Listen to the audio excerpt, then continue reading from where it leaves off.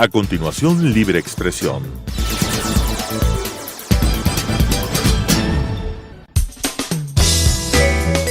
Clasificación B, bajo supervisión de un adulto.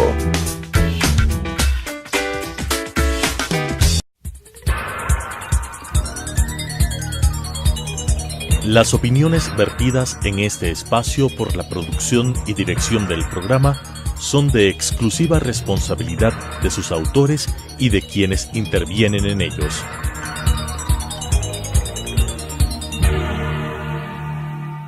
Telesucesos Canal 29 UHF presenta Libre Expresión. Un espacio para defender los derechos humanos, impulsar la democracia y escuchar a la sociedad. Con la conducción de César Ricaurte. Libre Expresión. Hola amigos, bienvenidos a Libre Expresión. Gracias por acompañarnos en este nuevo programa. Un programa en el cual vamos a rememorar, dar seguimiento también a lo que está sucediendo en nuestro país. Primero con el secuestro y presunto asesinato de los 3 periodistas. No podemos hablar de un asesinato en este momento a falta de cuerpos, y eso es una de las cosas que vamos a conversar el día de hoy con Yadira Aguagallo, pareja de Paul Rivas. Gracias, Yadira, por acompañarnos en este programa. Hola César, gracias. Paul Rivas, recordemos, era fotoperiodista de Diario El Comercio, que fue secuestrado por el Frente Oliver Sinisterra, que se supone está compuesto por disidentes de las FARC-EP. Y también contamos con la presencia de Harold Burbano, coordinador jurídico de la Fundación Regional de Asesoría en Derechos Humanos, INRED. Gracias, César. Bienvenido, Harold. Bien, Yadira, actualízanos a la fecha de grabación de este programa. ¿Cuál es la situación? ¿Cuáles son las noticias que tenemos sobre la posible recuperación de los cuerpos de los 3 periodistas, de los 2 periodistas y el conductor, y de la conformación de esta comisión internacional que han pedido los familiares y también nos hemos unido a ese pedido como Fundamedios, ¿no?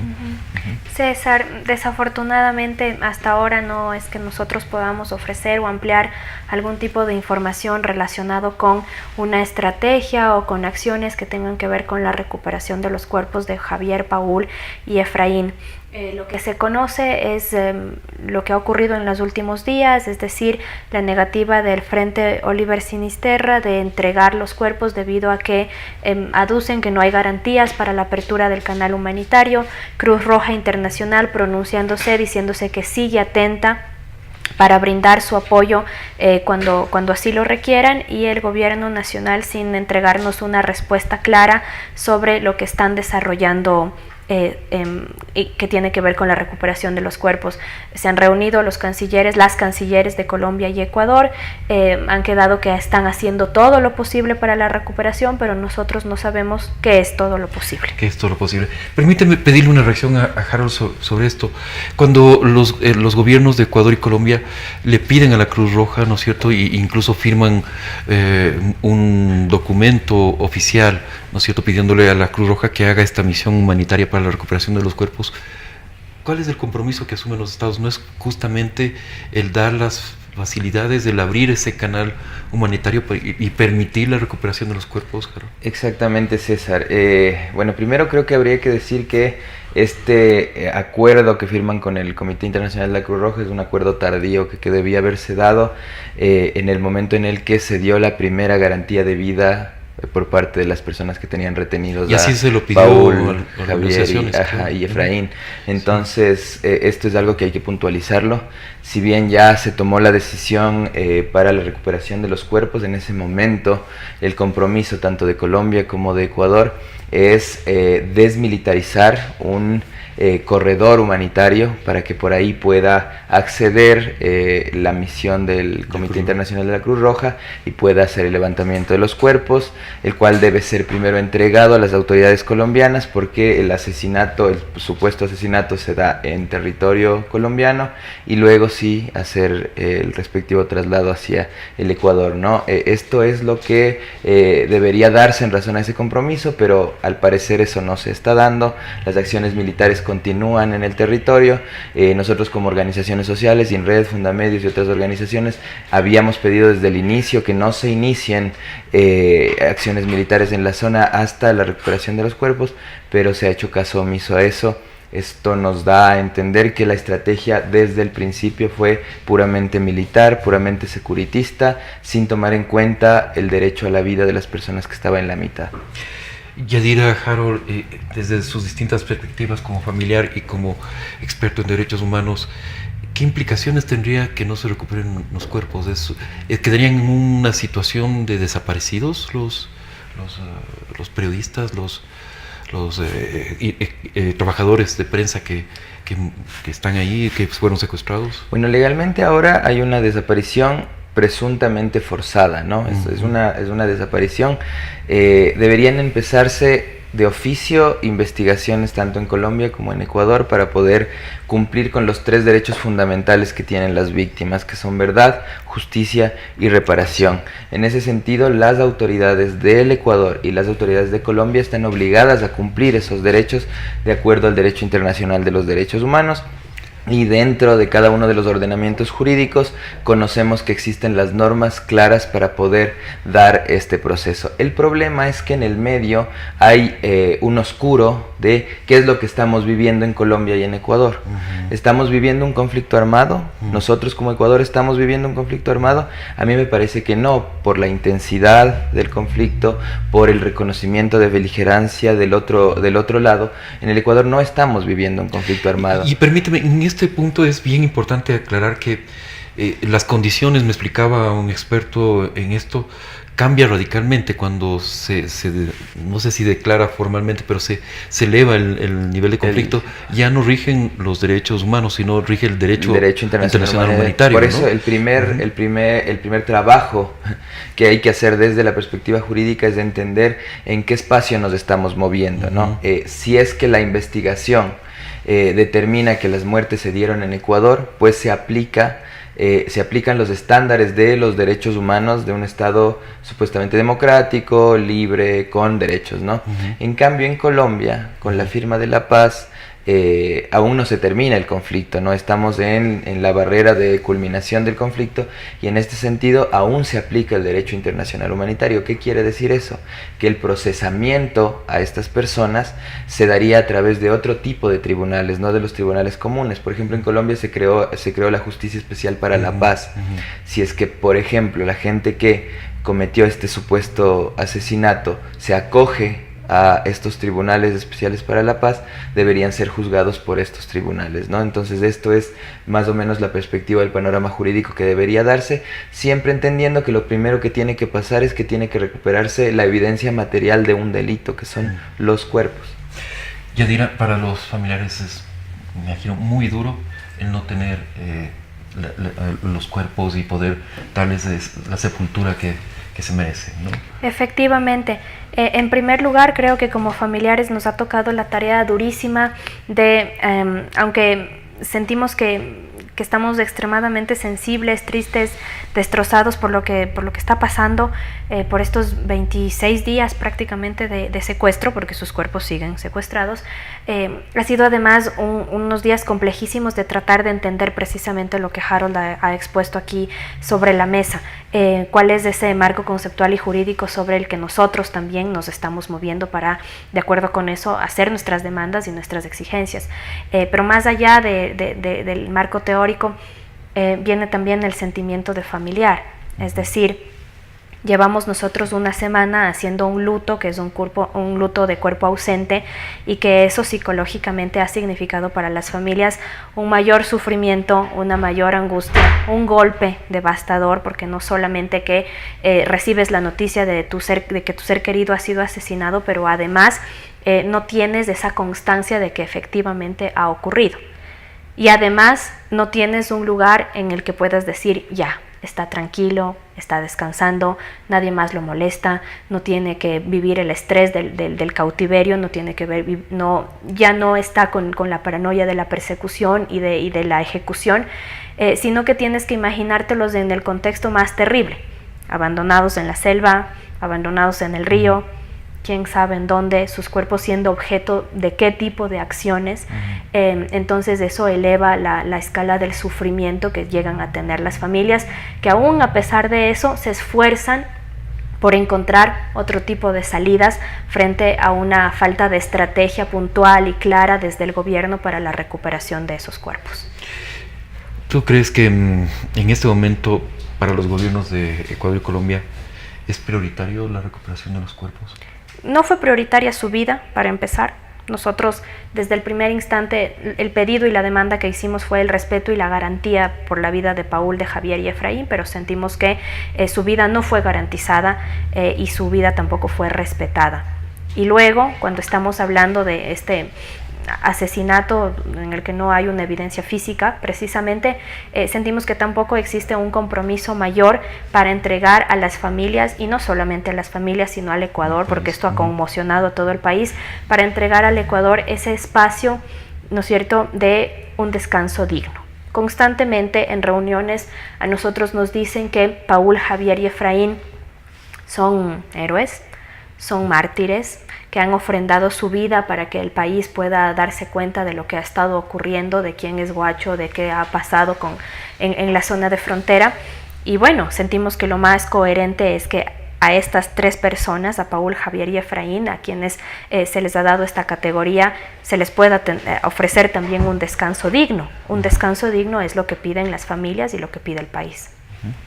¿Hay algún tipo de acción legal por la cual se pueda de alguna forma obligar a los estados a que tomen acciones humanitarias o abran estos canales humanitarios, Harold? Primero yo creo que debería ponerse una denuncia formal tanto en Colombia como en Ecuador por parte de los familiares de las víctimas, ¿no? Yo sé que en este tiempo han estado viviendo un tema sentimental, un tema personal muy fuerte, pero ya desde lo objetivo, el camino jurídico debería ser primero una denuncia formal. Si bien ante las fiscalías ante la Fiscalía de Colombia y ante la Fiscalía de Ecuador, si bien hay una obligación de iniciar las investigaciones de oficio, la denuncia de las víctimas o la denuncia de los familiares lo que hace es darle una categoría de parte procesal fundamental en este proceso, no valga la redundancia, y esto obligaría tanto a Colombia como a Ecuador a realizar investigaciones claras y serias sobre lo que les pasó a los tres periodistas. En Colombia, por su parte, la denuncia debería estar acompañada por un pedido claro de recuperación de los cuerpos o de investigación material del delito. Y en ese sentido, la policía colombiana, el ejército colombiano, debería como primera acción realizar la recuperación de los cuerpos y debería tomar todas las medidas a su alcance para poder cumplir con esta obligación. La medida ya está tomada o el canal ya está abierto, que es el Comité Internacional de la Cruz Roja. Podría también participar otro tipo de organizaciones no gubernamentales, podría participar la Iglesia, podrían participar también fundaciones o ONGs en Colombia que están o que han estado en estos procesos, pero tiene que haber también la voluntad política de que esto se cumpla, y es algo que al parecer no se ha dado. Otra cosa también me parece que hay que activar el canal político de exigibilidad, y al ser connacionales ecuatorianos las personas que sufrieron esta vejación en otro país, hay un derecho intrínseco que se activa en ese momento, que es la asistencia consular. ¿Qué quiere decir eso? Que el Ecuador, a través de todo su equipo de relaciones exteriores presente en Colombia, debería estar activamente impulsando la investigación y acompañando no un interés político del Estado, sino acompañando el interés del cumplimiento de derechos de las víctimas. ¿Qué quiere decir eso? Que las víctimas deberían ser proporcionadas de un patrocinio jurídico por parte del Estado en Colombia para que pueda impulsar todas estas investigaciones.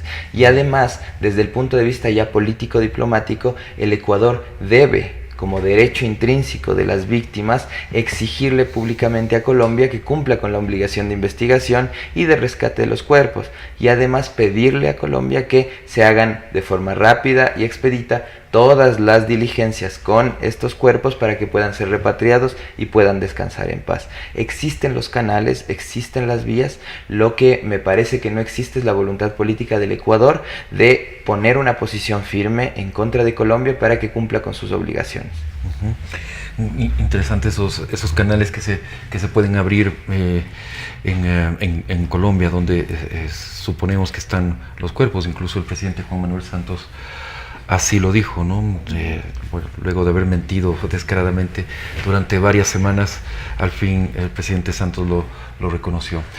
Yadira, los familiares también han estado impulsando la conformación de un grupo de expertos independientes internacionales, al estilo de lo que se planteó en México para investigar la desaparición de 43 estudiantes, ¿no es cierto? ¿Cómo va ese tema? En principio el gobierno ecuatoriano ha aceptado esa petición de ustedes.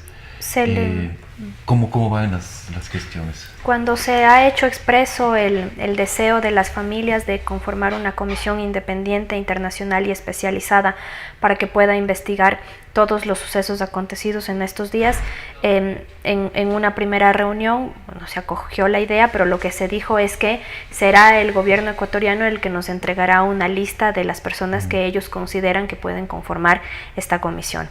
En una segunda reunión se nos presentó esa lista y la respuesta de los 3 representantes que ingresan a esta reunión, porque no quisiéramos ya llamarle más comité de crisis, porque no es una instancia de decisiones, sino solamente de información.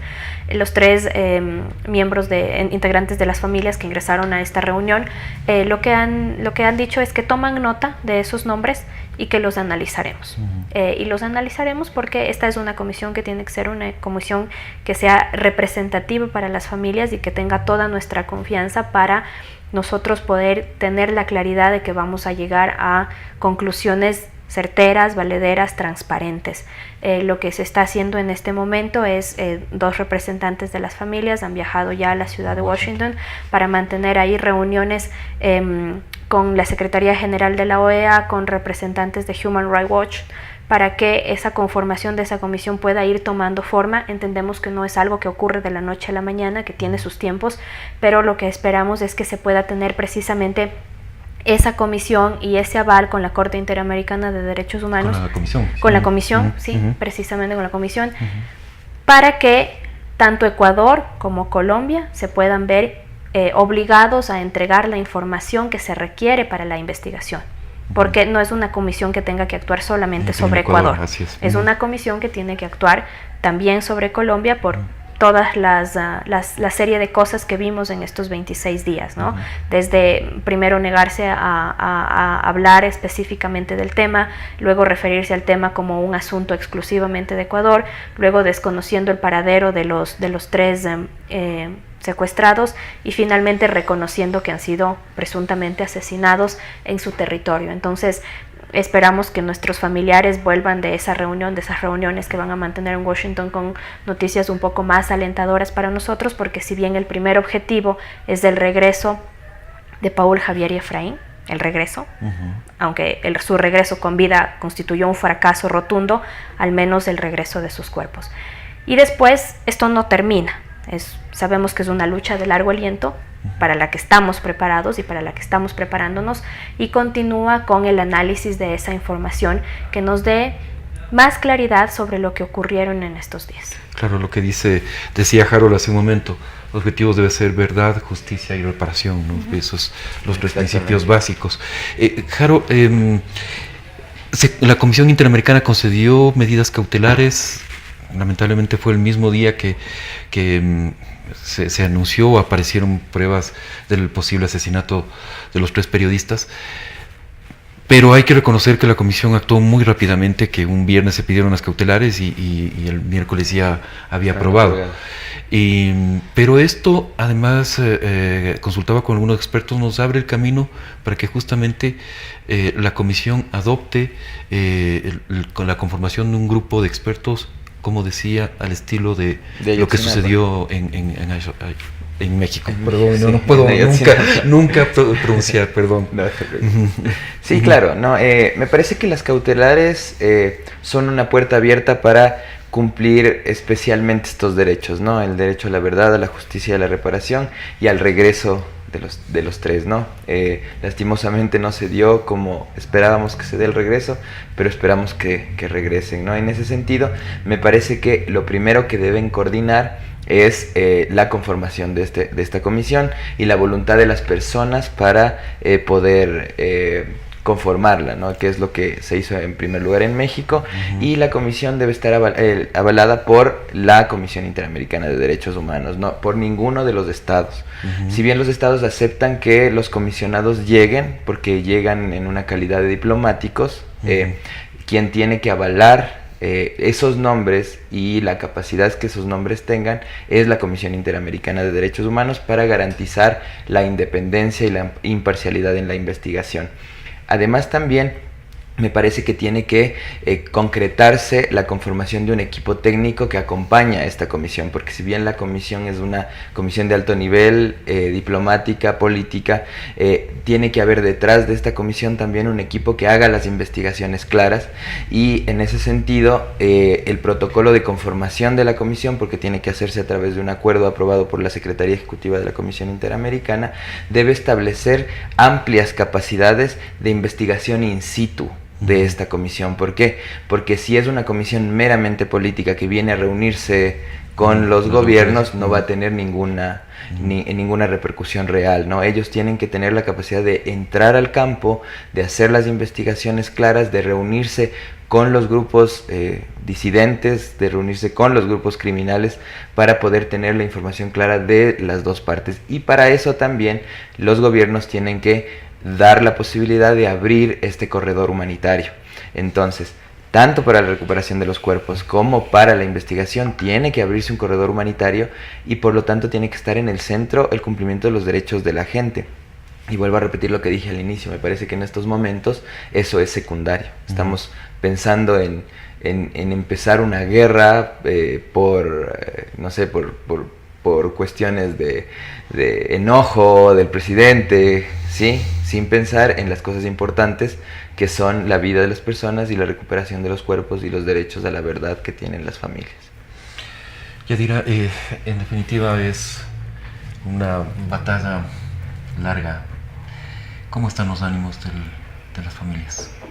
Sabemos que es una batalla larga, que no se la va a ganar en 2 días, en 2 semanas, y que puede llegar a durar años incluso con el tipo de institucionalidad que tiene este país. Primero, nos ha parecido tremendamente injusto que sean las familias, que también son víctimas, las que tengan que buscar mecanismos para garantizar la vida de los 3, para el regreso de su cuerpo y de sus cuerpos, y después para lograr precisamente lo que Harold mencionaba sobre la verdad, la justicia y la reparación. Es tremendo que las víctimas tengan que ponerse en el camino de buscar esos mecanismos. Sin embargo, estamos dispuestos a hacerlo, porque sentimos que las vidas de Paul, Javier y Efraín tienen que constituir un homenaje, y ese homenaje tiene que empezar por sus familias. Es verdad que la sociedad ecuatoriana está muy pendiente de eso, pero son las familias las que tienen esa voz legítima sobre las exigencias y demandas que se tenga que hacer sobre el secuestro y presunto o posterior asesinato de los 3. No voy a negar que esto se vive un día a la vez, que cuesta mucho despertarse, que cuesta mucho respirar de nuevo, sabiéndote parte de, no solamente de la ausencia de la persona a la que amas, sino sabiéndote parte de un contexto que es mucho más grande que ese, ¿no? Que tiene que ver precisamente con cuestiones internacionales, que tiene que ver con diplomacia internacional, que tiene que ver con conformación de comisiones de altos niveles. Nuestra vida ha cambiado y ha cambiado para siempre. Y ese ha cambiado para siempre es solamente la búsqueda de la justicia, y yo me atrevería a decir incluso la búsqueda de la memoria para Paul, Javier y Efraín, porque su muerte y lo que ha ocurrido con ellos, su secuestro, desaparición, presunto asesinato, no puede ser en vano. Y en este país tan acostumbrado a olvidarse de las cosas meses después, sentimos que esto tiene que convertirse en un referente. No vamos a decir que lo que ocurrió con ellos ha servido para esto, porque no estamos en la posición de hacerlo, porque es muy doloroso como familias asimilar esto como una posible oportunidad, pero sí vamos a decir que los esfuerzos por constituir memoria desde la perspectiva de la imagen de Paul, Javier y Efraín es también uno de los grandes objetivos de las familias. Harold, después de escuchar a Yadira, evidentemente ella dice, nuestra vida ha cambiado, y yo creo que la vida del país ha cambiado. Eso es definitivamente, ¿no? Es lo que uno siente cuando conversa con diferentes ciudadanos y sectores. Tenemos un conflicto en la frontera. ¿Qué está pasando con la población de ahí? Ahí también hay cientos de ecuatorianos que están siendo afectados por este conflicto, ¿no? Bueno, yo creo que algo que hay que aceptar y que el gobierno no lo ha aceptado es que la línea de frontera ecuatoriana y colombiana ha sido un campo muy favorable para el ingreso tanto de grupos armados en su época, ahora de grupos delincuenciales, de las disidencias. ¿Por qué? Porque es un campo abandonado. Porque ni al gobierno ecuatoriano ni al gobierno colombiano le ha interesado intervenir en esta zona. La gente de frontera vive un contexto que no es el mismo contexto que vivimos las personas que vivimos en lo urbano. Mucha gente en el cordón fronterizo, desde Sucumbíos, por ejemplo, en territorio como Puerto Mestanza, La Bonita, en Chical, Maldonado, en el Carchi, y yéndonos para Esmeraldas, Mataje, Las Delicias, El Pan. Es gente que lo único que conoce es un sistema económico irregular, informal, y a la única autoridad que reconoce y ha reconocido durante todo su tiempo es a la autoridad de las guerrillas, a la autoridad paramilitar, a la autoridad ahora criminal. ¿Por qué? Porque el Estado ecuatoriano no ha hecho un trabajo de toma, de control efectivo de esos territorios, no solamente a través de control militar, sino a través del cumplimiento de derechos de las personas. Y eso creo que se evidencia ahora también. ¿Qué está pasando? Lo que está pasando es que están entrando los militares y están desplazando a la gente. Información clara del día de ayer, por ejemplo, alrededor de 124 familias que no tienen un lugar estable en donde ubicarse ahora por haber sido parte del desplazamiento de la zona de Mataje y El Pan. Ellos están ahora en un albergue improvisado en la iglesia de San Lorenzo. Hay niños, neonatos, mujeres embarazadas, ancianos. Esto está generando una crisis humanitaria. ¿Y qué piensa la gente en esa zona? Lo ve al Estado como un enemigo. ¿Por qué? Porque le está quitando algo que ellos, sin ayuda de nadie, construyeron. ¿Qué es lo que debe pasar en esa zona? Debe pensarse en una estrategia de seguridad, pero paralelamente en una estrategia de robustecimiento del tejido social. Si es que nosotros estamos quejándonos de que no ha habido inteligencia militar o no ha habido una inteligencia adecuada para saber qué es lo que está pasando, la estrategia clara para poder tener inteligencia es construir una inteligencia social. ¿Qué implica esto? Que yo no estoy metiendo militares en la frontera, sino estoy capacitándole a mi gente de la frontera para que crea que es ecuatoriano, para que se considere ecuatoriano y para que no le rinda pleitesía a ningún grupo ajeno a la institucionalidad, sino que sepa que a quien yo me debo es al Ecuador. ¿Por qué? Porque es quien cumple mis derechos. Es un tema de doble vía. Ahora lo que está pasando con la gente es que le tiene más miedo al ejército ecuatoriano que a las mismas fuerzas irregulares. Ahora se le está alterando su forma de vida y no saben por qué, no se les está explicando por qué. Me parece que hay un trabajo fuerte de repensar la estrategia y de pensar más en la gente que en un interés político o económico que puede estar gestándose ahí entre los gobiernos de Ecuador y Colombia. Yadira, ¿quieres comentar algo de lo que ha dicho Harold? Sí, precisamente sobre lo que dice Harold. Creo que cuando estás sujeto a este tipo de contextos, cuando has tenido que vivir lo que nosotros hemos vivido prácticamente durante un mes, despierta en ti una dicotomía y una una gran complejidad entre la venganza y entre la justicia, ¿no? Y siento que el camino que están proponiendo las autoridades no es precisamente el camino de la justicia. Yo como familiar esperaría que ese contexto del que Harold habla, de gente desplazada, de niños recién nacidos durmiendo sobre el piso, en una iglesia, en albergues improvisados, sin acceso a servicios básicos, porque todos conocemos cuál es la realidad de las poblaciones fronterizas de Esmeraldas, no tenga que darse como un acto de vamos con todo en contra de la muerte de 3 periodistas, ¿no? Porque en principio se tuvo que garantizar su vida, y después tengo la profunda convicción que ni Paul, ni Javier, ni Efraín quisieran que su memoria sea precisamente la memoria del miedo. Muchísimas gracias, Yadira, gracias Harold, a ustedes. Muchísimas gracias, y a todos ustedes, amigos televidentes y oyentes que siguen este programa, un fuerte abrazo. Nos volvemos a encontrar la próxima semana. Las opiniones vertidas en este espacio por la producción y dirección del programa son de exclusiva responsabilidad de sus autores y de quienes intervienen en ellos.